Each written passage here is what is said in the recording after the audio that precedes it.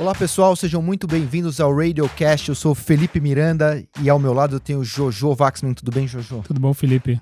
Você tá mais sábio com esses óculos agora. É o meu disfarce. Meio gepeto, assim.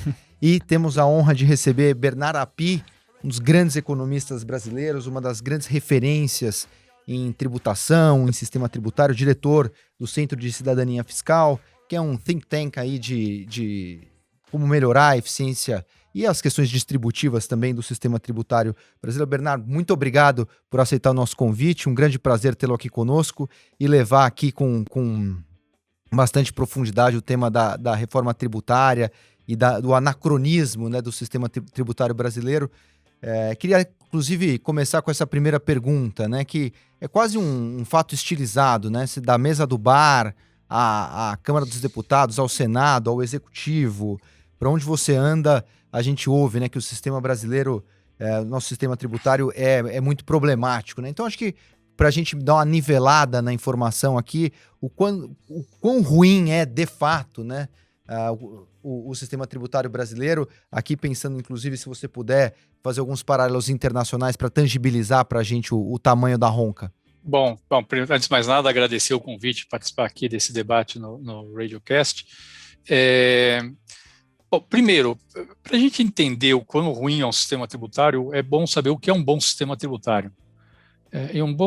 A função do sistema tributário é, obviamente, arrecadar recursos para financiar a política pública. Um bom sistema tributário é aquele que distorce o mínimo possível a forma de organização da economia e, ao distorcer o mínimo possível a organização da economia, ele favorece o crescimento. Depois eu vou explicar um pouco melhor. Toda vez que a tributação distorce a forma da economia se organizar, ela prejudica o crescimento. O sistema tributário tem que ser o mais progressivo possível, ou seja, em princípio tem que tributar mais quem tem mais capacidade contributiva e menos quem tem menos capacidade contributiva, embora lembrando aqui que você não pode olhar o sistema tributário separadamente da despesa pública. Às vezes, você tributar com um modelo como a tributação do consumo, que não é progressivo, mas usar os recursos arrecadados para fazer um gasto progressivo, o efeito é positivo do ponto de vista distributivo. Então, não olhar apenas para a tributação separada do gasto. E terceiro, o bom sistema tributário tem que fechar o máximo possível brechas para evasão e sonegação, planejamento tributário. Então, essas são as características desejadas de um bom sistema tributário. E quando a gente fala em tributação, na verdade a gente está falando em 5 categorias principais de tributos. São tributos sobre o consumo de bens e serviços, que é o foco do grosso da discussão da reforma tributária no Brasil até hoje. Segundo, são tributos sobre a renda. Terceiro, são tributos sobre patrimônio ou a transferência de patrimônio, então desde IPTU até o imposto sobre heranças e doações. E quarto são tributos sobre a folha de salários, que geralmente são vinculados ao financiamento da Previdência e da Seguridade Social. E quinto são os tributos regulatórios, que a gente chama. São tributos como imposto de exportação, imposto de importação, e vem ganhando destaque no mundo a tributação ambiental, principalmente tributação do carbono, é um tema que vem ganhando destaque no mundo. Então, quando a gente for olhar em sistema tributário, tem que olhar para todas essas categorias de tributos e olhar os objetivos, o desenho do que é um bom sistema tributário. Bom, o Brasil cai mal em todas as categorias. Todas as nossas categorias de tributos, elas são muito ruins. O nosso sistema é extremamente ineficiente, ele faz a economia funcionar de uma forma ineficiente e prejudica o crescimento do país. E as principais distorções que prejudicam o crescimento do país estão na tributação do consumo de bens e serviços, eu vou falar um pouco mais depois. É um sistema injusto, uma parcela muito grande das pessoas de alta renda paga muito pouco imposto. O modelo permite que isso aconteça, a gente pode falar um pouco mais depois. É um sistema que gera muitas distorções, por exemplo, na tributação da folha, é um sistema que estimula a informalidade, e é um sistema que explora pouco e de forma ineficiente esse caráter que a gente chama de extrafiscal dos tributos regulatórios. Então, a gente tem um sistema que é ruim em todos os pontos de vista. Eu vou falar primeiro da questão dos tributos sobre o consumo, que, como eu falei, são aqueles que mais prejudicam o crescimento da economia. Como é que eles prejudicam o crescimento da economia? Então, vamos lá. Como é que o mundo tributa o consumo de bens e serviços? Geralmente, quase todos os países relevantes do mundo tributam o consumo de bens e serviços através do que a gente chama de um imposto sobre valor adicionado, o IVA. O que é o IVA? O IVA é um imposto que você cobra em todas as etapas da cadeia de produção e comercialização, num sistema de débito e crédito, ou seja, o imposto incide nas suas vendas, é o débito, mas você recupera o imposto incidente nas suas compras. Então, a empresa, em cada etapa, o que ela recolhe é a diferença do imposto incidente nas suas vendas, menos o imposto que incidiu nas suas compras. Ela faz um menos o outro e recolhe isso para o governo. Um bom IVA tem algumas características. Primeiro, ele incide numa base ampla de bens e serviços, porque a questão da classificação só gera problemas no sistema tributário.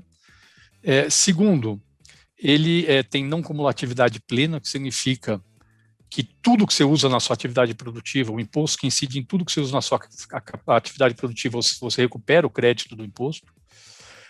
Terceiro, ele tem ressarcimento ágil de crédito. Então, por exemplo, um exportador que vende sem ser tributado e ele comprou insumos, o governo tem que devolver para o exportador o imposto incidente nos seus insumos e devolver rapidamente. Outra característica, os bons IVAs do mundo têm as regras mais homogêneas possíveis, o mínimo possível de tratamentos diferenciados, seja alíquotas diferenciados, seja benefícios fiscais, seja regimes especiais, que são formas diferentes de cobrar um imposto. Os melhores IVAs do mundo só tem uma única alíquota. A grande maioria dos IVAs criados nos últimos 30 anos tem uma alíquota positiva só, mas tem casos de isenção e alíquota zero, mas só tem uma alíquota positiva. Os melhores IVAs do mundo têm pouquíssimos tratamentos diferenciados. E, finalmente, o IVA é cobrado no destino, que significa que numa operação entre jurisdições, pode ser entre países ou entre estados, o imposto pertence à jurisdição de destino. Então, se você vende de um país para o outro, isso geralmente é implementado via não tributação das exportações e você tributa as importações de forma equivalente à produção nacional. Que, no fundo, é um imposto que tem essas características, todas que eu falei. Ele, embora seja um imposto cobrado ao longo da cadeia de produção e comercialização, ele é um imposto sobre o consumo. Porque tudo que é produzido ou importado por um país só tem 3 destinações possíveis, que é o consumo, as exportações e o aumento da capacidade produtiva, que é o investimento. Um bom IVA desonera exportações e desonera os investimentos. E geralmente a desoneração dos investimentos é feita dando crédito. Quando você compra uma máquina, automaticamente você recupera o imposto que incidiu na compra daquela máquina. Então, no fundo, é um imposto que, embora seja cobrado ao longo da cadeia, ele incide de fato sobre o consumidor. E esse é um imposto bom porque ele, se ele é bem desenhado, ele distorce muito pouco a forma de organização da produção. Ele é simples de ser aplicado e distorce pouco a forma de organização da produção. E a grande maioria dos países do mundo tem um único IVA, só um IVA, geralmente cobrado pelo governo federal, em alguns casos com receita repartida com estados, poucos casos em que você tem IVAs que são federais e estaduais. Bom, qual o problema do Brasil? O sistema de tributação do consumo do Brasil foge completamente do desenho do que é um bom IVA. Em vez de ter um único imposto de base ampla, a gente tem 5 tributos que incidem sobre bases fragmentadas. Então, a gente tem, no caso do governo federal, da União, a gente tem 3 tributos, que são PIS e COFINS, que tem mais ou menos a mesma legislação, e o IPI, que incide só sobre produtos industrializados. Temos o ICMS, que é estadual, e incide sobre circulação de mercadorias e serviço de transporte e comunicação, e o ISS, que é municipal, que incide sobre os demais serviços. Então, aquela ideia de ter uma base ampla, a gente não tem, a gente tem uma base toda fragmentada. No caso do ICMS e do ISS, por exemplo, a mera fragmentação da base já resulta em cumulatividade. O que é cumulatividade? É quando você paga o imposto no meio da cadeia e não recupera, tá certo? Isso porque o ISS é cumulativo, ele não dá crédito para ninguém, mas também porque se um prestador de serviços que recolhe ICMS compra uma mercadoria, essa mercadoria vem tributada com ICMS, ele não recupera. Então, aquela ideia de você recuperar todo o imposto que foi pago ao longo da cadeia, que é a base da não cumulatividade, caracteriza um IVA, você já perdeu. E quando você perde a não cumulatividade, automaticamente você está onerando investimento, está onerando exportação e perdendo competitividade e reduzindo a taxa de investimento do seu país. Então, temos já problemas no próprio desenho do sistema tributário, já temos um problema bastante grande. Segundo, o IVA, como eu falei, que tem que ter a regra mais simples e homogênea possível.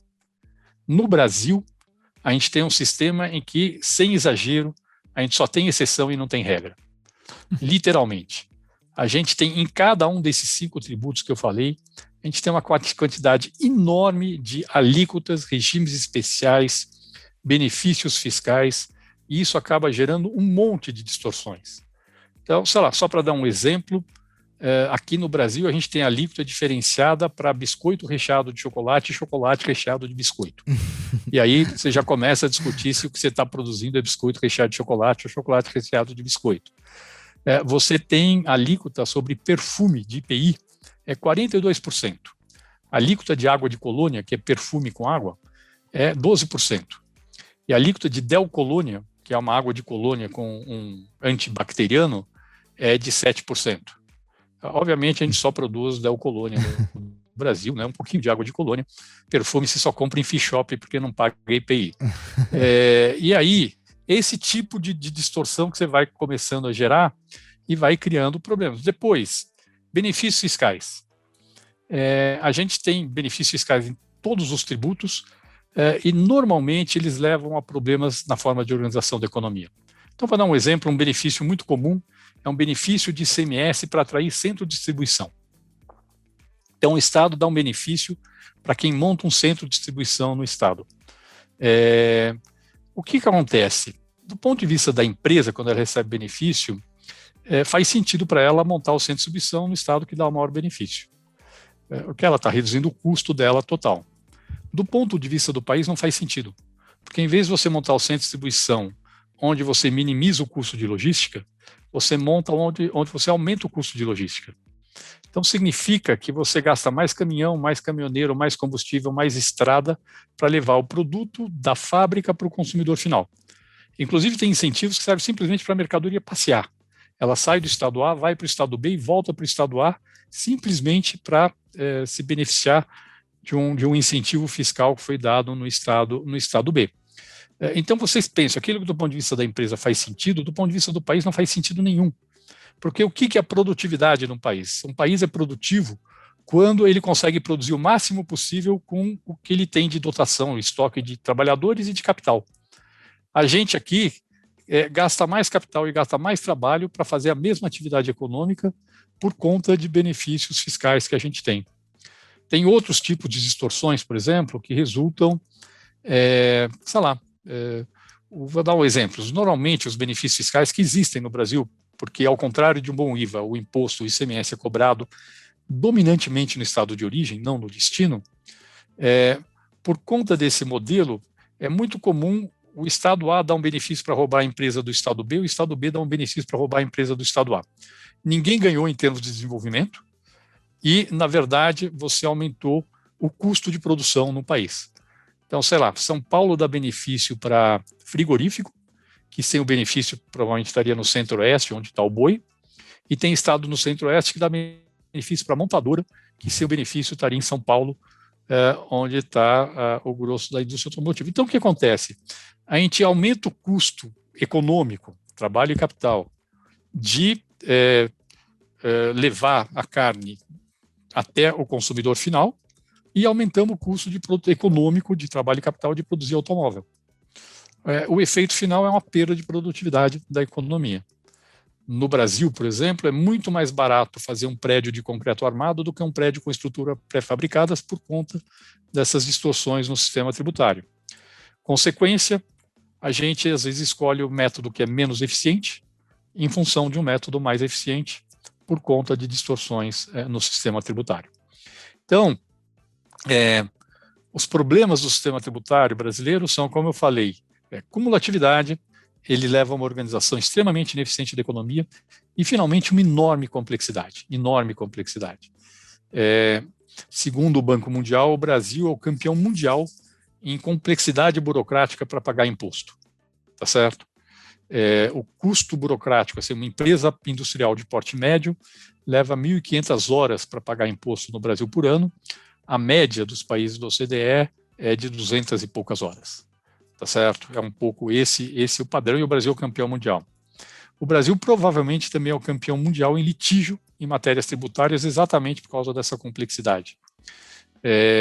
Tem um estudo feito pelo INSPER que estima em mais de 5 trilhões de reais o total do litígio tributário no Brasil. Isso dá mais de 70% do PIB brasileiro em litígio tributário da União, Estados e Municípios, na esfera administrativa e judicial, e tudo isso é consequência, não só, mas sobretudo da complexidade do sistema tributário brasileiro. Bom, qual a consequência de tudo isso? É que a gente cresce menos. Essa é a consequência. Não é por acaso que o Brasil cresce pouco. Não é por acaso que o Brasil, que até o fim dos anos 70, vinha reduzindo a diferença em termos de PIB per capita em relação aos países desenvolvidos, parou. Hoje em dia, ao contrário, o Brasil está crescendo menos, a renda per capita do Brasil está crescendo nas últimas décadas, está crescendo menos que a renda per capita dos países desenvolvidos. Em vez de a gente estar num processo de catch-up, ou seja, de aproximar da renda dos países desenvolvidos, a gente está se afastando ainda mais da evolução da renda dos países desenvolvidos, porque a produtividade no Brasil não cresce. E a produtividade no Brasil não cresce porque, entre outros, não só por causa do sistema tributário, mas porque o nosso sistema tributário leva a economia a se organizar de forma ineficiente, desestimula o investimento, prejudica a competitividade do país e cria um monte de custos desnecessários, que são pesos mortos que a economia brasileira tem que carregar. Eu vou terminar agora aqui, tem um estudo feito pelo economista Braulio Borges que estima que se você aprovasse uma boa reforma da tributação dos bens e serviços, na linha da PEC 45 da Câmara dos Deputados, que foi o resultado de um trabalho que nós fizemos no Centro de Cidadania Fiscal, isso poderia aumentar, só considerando os efeitos diretos, tá? Poderia aumentar o PIB potencial do Brasil em 20 pontos percentuais em 15 anos.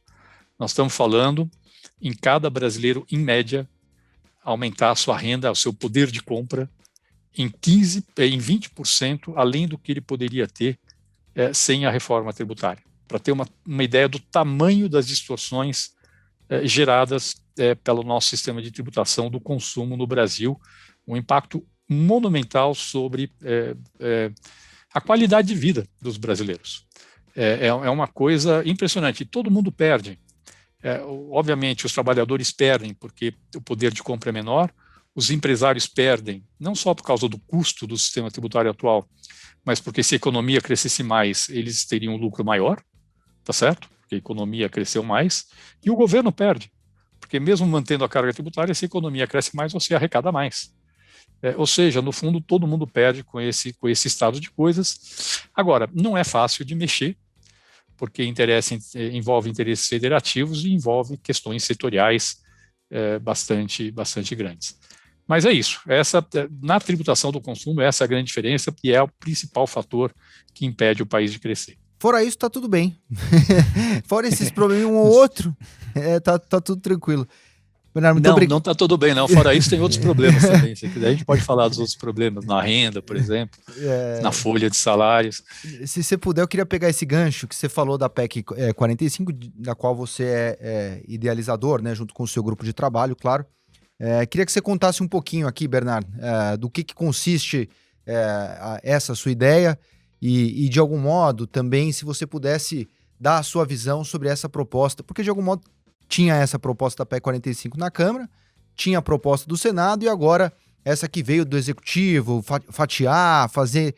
Como que você pudesse nos contar um pouquinho aqui da proposta em si e como que você vê essas outras duas? A PEC 45, que foi apresentada na Câmara dos Deputados, o que ela busca fazer é aproximar o modelo brasileiro de tributação do consumo do melhor padrão internacional. Então, o ponto de chegada não é nada mais do que o melhor padrão internacional, que é um bom IVA com uma alíquota uniforme para todos os bens e serviços, cobrado no destino. A grande invenção, assim, o avanço da PEC 45 é como migrar do sistema atual, que é um sistema todo cheio de distorções, para esse modelo que é extremamente simples. Então, o que a PEC 45 propõe é que esse IVA fosse um único IVA, cobrado de forma centralizada, gerido conjuntamente pela União, Estados e Municípios, e depois a receita seria distribuída entre União, Estados e Municípios, pelo princípio do destino, ou seja, toda venda de um estado para outro, o imposto pertence ao estado de destino e ao município de destino. Agora, o que tem de diferente primeiro, essa ideia da arrecadação centralizada, que é uma novidade, aliás, não existe no resto do mundo um IVA que seja federal, estadual, municipal, com uma arrecadação centralizada e distribuído. Existe, na verdade, no Canadá, mas seria um avanço o modelo brasileiro, gerido conjuntamente por todos os entes. E o que a gente fez de diferente são duas transições. Uma primeira transição é do sistema tributário atual para o novo sistema, que seria feita ao longo de 10 anos, na verdade, um período de teste de 2 anos. Você criaria o novo imposto, esse imposto sobre bens e serviços, esse IVA a gente chama de imposto sobre bens e serviços, ele seria criado com uma alíquota de 1%, e você compensaria a arrecadação só com a COFINS. E esse período de teste é importante para ver se está funcionando bem o sistema. Ele exige todo um sistema de informática novo, moderno, para poder funcionar, e serve para calibrar a alíquota do imposto. Porque a partir desse período de teste eu sei qual é o potencial de arrecadação do novo imposto. E a partir daí você faria a transição em 8 anos, reduzindo as alíquotas dos tributos atuais e aumentando a alíquota do IBS. Por que fazer essa transição longa? Porque, como eu disse, o sistema atual tem muita distorção, mas tem muito interesse que está vinculado às distorções do sistema tributário atual. Então, por exemplo, você tem uma empresa que fez um investimento em cima de um benefício fiscal que vai deixar de existir, porque no IBS não tem nenhum benefício fiscal, zero, nenhum benefício fiscal. Se você fizer uma transição muito rápida, essa empresa tem uma perda de capital, porque ela pode se tornar não competitiva, ou tem que vender com uma margem muito baixa. Então, é para dar segurança jurídica de que a transição vai ser feita de forma não traumática para nenhuma empresa, nenhum setor. A mudança, como se propõe uma alíquota uniforme para todos os bens e serviços, ela também muda preços relativos, e como ela muda os preços relativos, precisa de um prazo para que você possa acomodar essa mudança de preços relativos.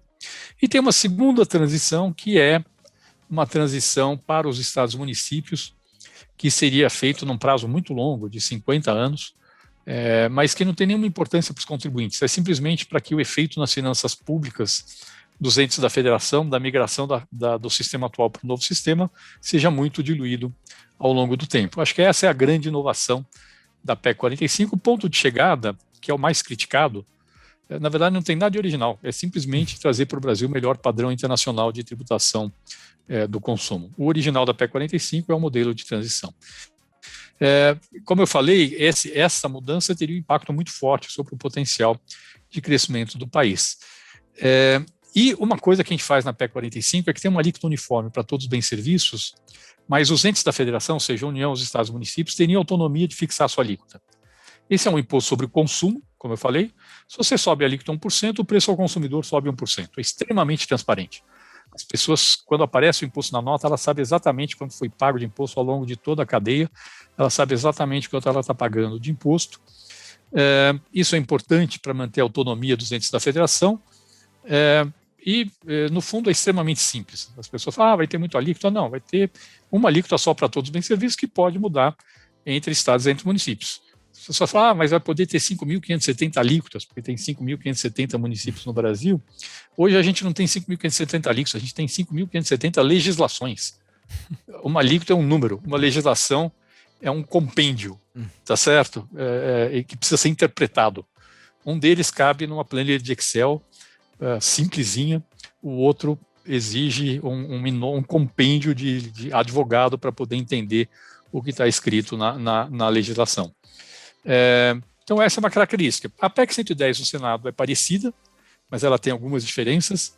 Ela não tem alíquota uniforme, ela não dá autonomia para os entes da federação mexerem, ela permite que tenha várias alíquotas, ela tem alguns benefícios fiscais que já estão previstos na PEC, e ela envolve alguns outros tributos, como IOF, salário e educação, que é uma decisão política se você quer ou não incluir nessa reforma, mas quanto mais tributo você eliminar, maior tem que ser a alíquota do seu IBS para poder arrecadar o que você arrecada hoje. Mas, no geral, as duas propostas se aproximam bastante.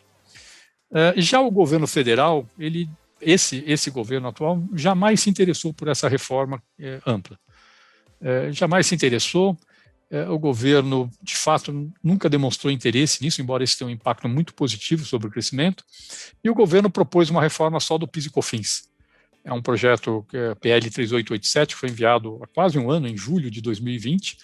Até hoje não tem nem relator, se bem agora o Arthur Lira está dizendo que vai votar rapidamente. Quer dizer, passa um ano sem relator, sem discussão, e de repente dizem que vão levar para o plenário sem discussão para votar.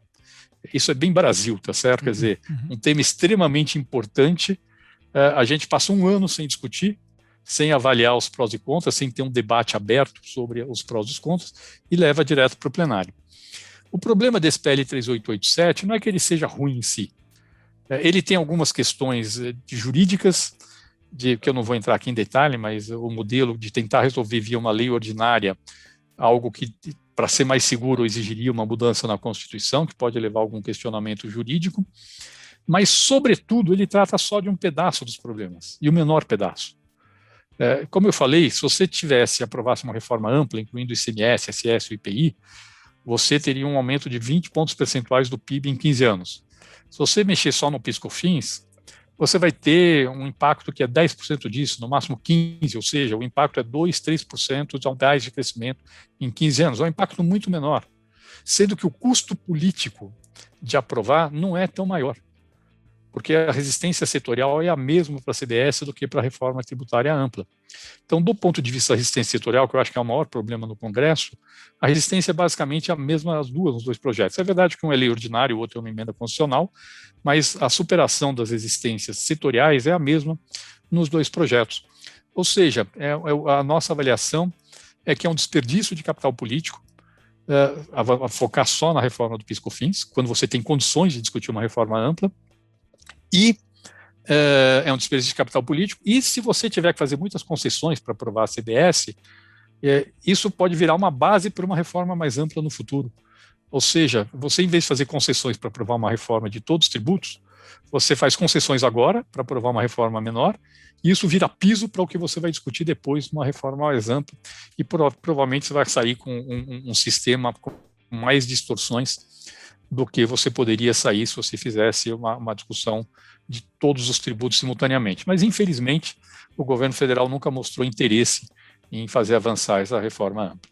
Bernard, eu tenho duas perguntinhas. Quer dizer, uma me veio à cabeça logo quando você começou a falar sobre o modelo ideal. Quer dizer, você descreveu ele de forma bem objetiva. Se eu quiser me mudar para um país que tem esse modelo ideal, quer dizer, você comentou do Canadá em um determinado momento, mas qual é o país exemplo aí desse modelo simples de um IVA o país que tem o melhor IVA aí do mundo é a Nova Zelândia. Isso é um consenso. Só tem uma única alíquota para todos os bens e serviços, não tem nenhuma exceção de caráter político, tem pouquíssimos regimes especiais que são técnicos, não tem nada a ver com política. É um país que, ao invés de desonerar a cesta básica, optou corretamente por tributar os alimentos e transferir renda para as famílias mais pobres. No mesmo momento em que foi criado em 1986 o IVA na Nova Zelândia. No mesmo momento que ele foi criado um programa de transferência de renda para as famílias mais pobres, e ele funciona extremamente bem. A sonegação, a perda de receita no IVA da Nova Zelândia é próximo de zero. É 2%. É absolutamente nada que você perde, porque quanto mais homogênea a regra, menos espaço você tem para sonegação. Menos espaço você tem para poder dizer que interpretar a legislação de um jeito diferente do que interpreta o fisco, e isso automaticamente gera não só a menor arrecadação, mas leva também a um maior contencioso. Então, esse é o melhor IVA do mundo, hoje. Ótimo. Mas o que nós estamos discutindo para o Brasil pode ser um IVA até melhor que o da Nova Zelândia, porque a gente está discutindo um IVA com uma base tecnológica que não existe lá. A gente está discutindo aqui no Brasil a possibilidade de, inclusive, cobrar o imposto no momento do pagamento da operação. No momento que você está fazendo um pagamento, seja via Pix, via cartão de crédito, via boleto, automaticamente sai o pedaço que é do imposto e o pedaço que é do vendedor. E se você já tiver débito, automaticamente a agência que vai gerir o imposto já te devolve o imposto. Dá para fazer um modelo ainda melhor até do que o da Nova Zelândia aqui no Brasil. Embora Eu acho difícil sair sem nenhuma exceção, tá? A gente sabe que politicamente o ideal seria uma alíquota única, uniforme para tudo. A gente sabe que é difícil. O parecer do deputado Aguinaldo Ribeiro, que fez um parecer na comissão mista, mas que por enquanto está parado, não foi para lugar nenhum, já deu uma indicação de que pelo menos saúde, educação e alguns casos específicos, como transporte público urbano, e eventualmente pequenos produtores rurais teriam que ter um tratamento diferenciado aqui no Brasil. E acho que com esse gancho eu vou para a segunda pergunta, Felipe, se você deixar. Você terminou a abertura falando que é bom para todo mundo, né? Seria bom para todo mundo. É bom para o país, é bom para os estados, é bom para o consumidor, é bom para os empresários. Mas, na prática, a gente vive essa briga de interesses, né, particulares. Quer dizer, qual é o... Quer dizer, se no final é bom para todo mundo, né? Como é que a gente desmonta essa barreira aí dos interesses particulares que parecem ser interesses... Quer dizer, parece ter uma vantagem inicial, mas que ela não é uma vantagem final, né? Como é que a gente convence todo mundo, olha, entrega as armas porque vai ficar melhor para todo mundo? Eu acho que tem que... No fundo, quem tem que conduzir essa agenda são os políticos. Os políticos, incluindo aqui o Poder Executivo, tá certo? Que tem capital político para poder fazer avançar. Mas eles já sabem que é melhor para eles também? Quando você tem um setor, é até interessante a sua pergunta, a gente tem alguns cálculos que estão lá no site do Centro de Cidadania Fiscal, feito por um economista que chama Edson Domingues, que ele calculou o impacto setorial da reforma tributária. E o que ele mostrou é que mesmo com hipóteses muito conservadoras de impacto da reforma tributária sobre a produtividade, todos os setores seriam beneficiados. Lógico que alguns seriam mais, que são os mais prejudicados pelo sistema atual, e aqui estamos falando principalmente de produtos industriais, mas mesmo setores de serviços, como educação e saúde, teriam um aumento do PIB, mesmo com hipóteses conservadoras de impacto da reforma sobre a produtividade. Por quê? Porque esses setores teriam um aumento de preço relativo em relação ao que eles são tributados hoje, mas eles têm uma demanda muito elástica à renda. Então, quando cresce a renda da população e a reforma tributária aumenta a renda da população, a demanda por serviços cresce mais do que proporcionalmente ao aumento da renda. E quando se consolida esses dois fatores, o efeito negativo sobre o setor, que é o aumento de preço relativo, o efeito positivo, que é o de aumento da renda, o que o resultado mostra é um modelo de equilíbrio geral, ele mostra que o efeito final é positivo para todos os setores. O problema é que os setores não aceitam, falam, isso é uma conta, é um modelo, eu não vou aceitar isso, tá certo? O setor se apega e fala, não, eu sou menos tributado hoje, eu quero continuar sendo menos tributado. Esse é o parâmetro que nós temos hoje. Esquece todo o efeito que tem sobre o mau funcionamento da economia, esses milhões de tratamentos diferenciados que a gente tem. No caso de algumas empresas, elas não querem perder o benefício fiscal. Embora, acho que a maior parte das empresas hoje aceita perder o benefício fiscal com transição para ter um bom sistema tributário, mas algumas não querem perder o benefício fiscal. Aí não tem jeito, precisa ter alguém que fala, olha, eu tenho que botar capital político para aprovar algo que para o conjunto do país, o conjunto da população vai ser positivo, ainda que alguns possam achar que vão ser prejudicados. Porque a nossa avaliação é que ninguém vai ser prejudicado. Mas como isso depende de hipóteses, de modelos, de projeções, isso não acontece automaticamente. Agora, é o famoso benefício difuso versus custos localizados, e a gente tem que enfrentar isso. Ou a gente enfrenta esse tipo de problema, ou o país não cresce. Não é só na reforma tributária, isso funciona de forma geral. A quantidade de interesses incrustados no desenho das políticas públicas, tanto interesses privados como interesses de categorias de funcionários públicos, é enorme. Ou a gente enfrenta isso, ou a gente não cresce. É a opção que o Brasil tem que fazer. Falar, não, eu não vou prejudicar ninguém porque isso é impossível politicamente. Bom, então vamos decidir que a gente não quer crescer. Se a gente quer crescer, temos que atacar esses interesses e fazer aquilo que a gente sabe que é eficiente. Não existe um único economista que seja contra uma boa reforma tributária no Brasil hoje. Tá certo? Um único economista. Então, tudo bem, talvez tenha um ou dois, vai lá, mas eu diria que 99% dos economistas do Brasil concorda que uma reforma tributária que adote regras homogêneas, com poucas exceções, tribute tudo por igual, é positivo do ponto de vista do crescimento e do ponto de vista distributivo. E Bernardo, uma coisa é a ciência econômica, né? E outra é a implementação, né? Do que seria a prescrição técnica. E eu vi umas entrevistas suas no ano passado, por favor aqui corrija a minha interpretação se ela for errada, né? Mas você parecia um pouco mais otimista até com o andar da reforma tributária, até mesmo ano passado, e claro, veio a pandemia, interditou a pauta, né? E claro, não imaginávamos que de fato naquele ambiente ocorreria, né?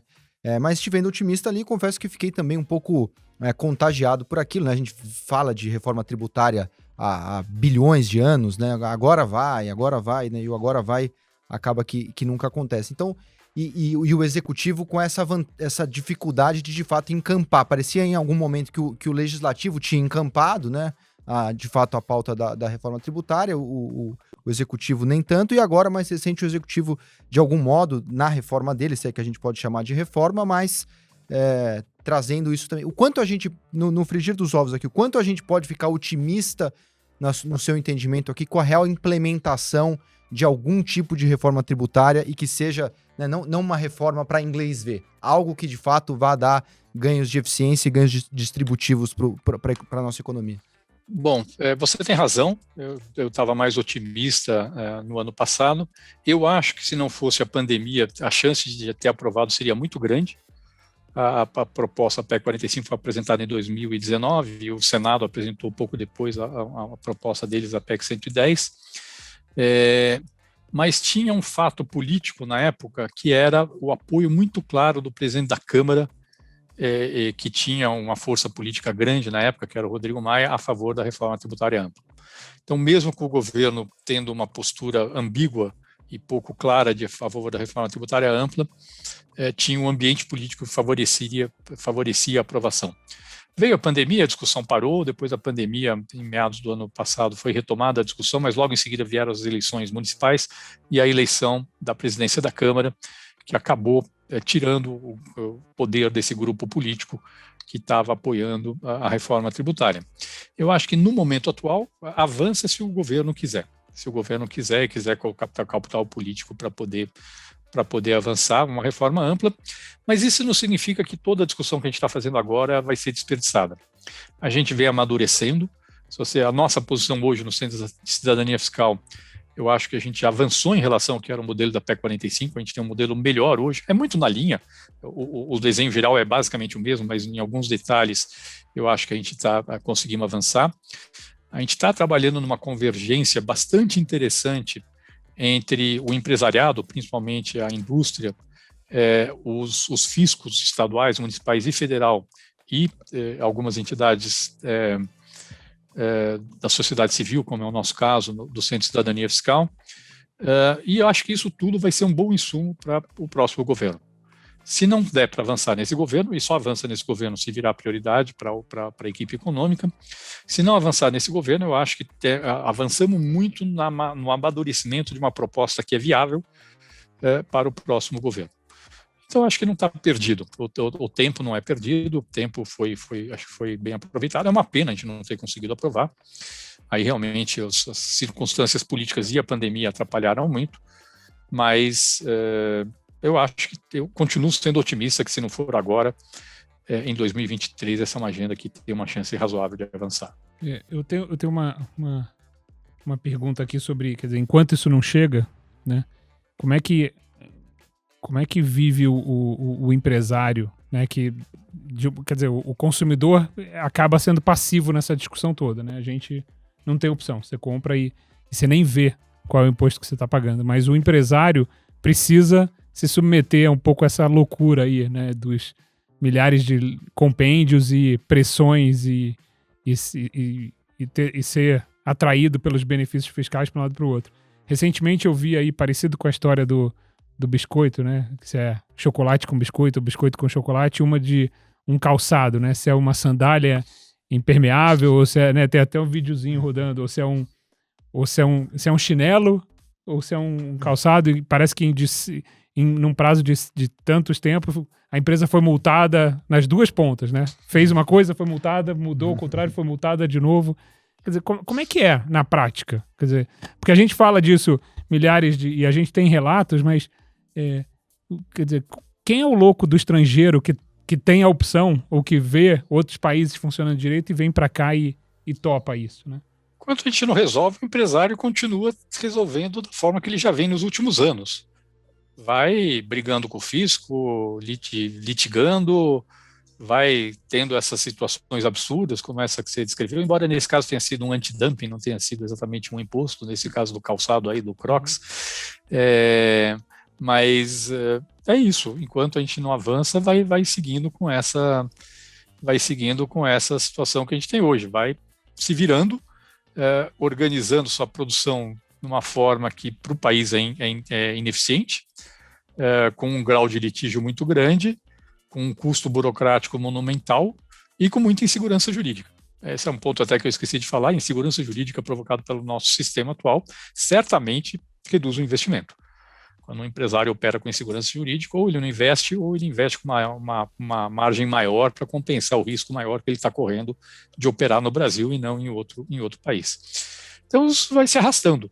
É isso. O problema é esse. O problema é que as pessoas têm que entender que esse se arrastando significa que você tem custos que você não teria se você tivesse um bom sistema tributário e que a produção está se organizando de forma ineficiente e que o país está crescendo menos. Não é por acaso que o Brasil cresce pouco. Não é por acaso. A gente trabalhou para isso. Tá certo? A gente construiu as condições para a gente crescer pouco. Agora a gente tem que corrigir. Mas, assim, não é que vai mudar. O problema é que tem uma hora que a coisa... É verdade que quanto mais passa o tempo, mais a percepção de insustentabilidade do sistema atual se torna mais clara. Se me perguntar, hoje o apoio do empresariado à reforma tributária é maior do que há 10 anos atrás. Embora já tivesse algum apoio há 10 anos atrás, hoje é maior porque claramente já se percebeu, inclusive muitos que eram contra 10 anos atrás porque achavam que iam ser prejudicados, hoje já são a favor e falam, olha, mesmo que eu seja prejudicado localmente, eu sei que no agregado eu vou sair ganhando. Essa é uma das vantagens, como eu disse, porque eu acho que a gente está mais próximo de aprovar, porque eu acho que a gente tem um desenho melhor para a reforma, é uma questão de aprendizado. Eu trabalhei em 3 propostas de reforma tributária, eu posso dizer que a terceira é melhor que a primeira e que a segunda, tá certo? E a quarta vai ser melhor que a terceira. E isso avança, isso facilita, e a melhoria significa que dá mais segurança jurídica, reduz resistências, o empresariado percebe que não dá mais, os estados, que sempre foram grandes opositores da reforma tributária, hoje, todos os secretários de Fazenda de todos os 27 estados apoiam uma reforma que acabe com o ICMS e substitua por imposto sobre bens e serviços sem benefícios fiscais, todos. Isso era algo impensável há 10 anos atrás, por exemplo, impensável, que ninguém imaginava que ia acontecer. Ainda tem a resistência dos grandes municípios, mas eu acho que é algo que é perfeitamente superável, é só mostrar que o que eles estão propondo é o país crescer menos para eles acharem que não vão ser prejudicados. É a mesma situação daquele setor que acha que vai ser prejudicado, os grandes municípios acham que vão ser prejudicados, não vão, mas acham que vão ser prejudicados. Se fizer uma boa transição, você consegue mitigar essa resistência dos grandes municípios. Estamos amadurecendo. Agora, o que precisamos agora é eu acho que no momento atual, ou agora, ou nesse governo, ou no próximo governo, o que nós precisamos é uma atuação convicta do governo para poder aprovar a reforma. Bernardo, muito obrigado pela aula, foi um prazer enorme estar aqui com você. Jojo, muito obrigado mais uma vez. Obrigado, eu acho que você usou a palavra certa, isso daqui substitui provavelmente finanças públicas 1, 2, 3, né? Para alunos de faculdade, vale mais do que várias horas aula ali. Obrigado, Bernardo. Bom, eu é que agradeço, desculpe aí um pouco pelo tom professoral aí no começo, talvez, mas é que para entender o assunto, às vezes a gente tem que fazer uma introdução aí. Agradeço muito aí a Empíricos e a participação de participar desse debate. Até a próxima.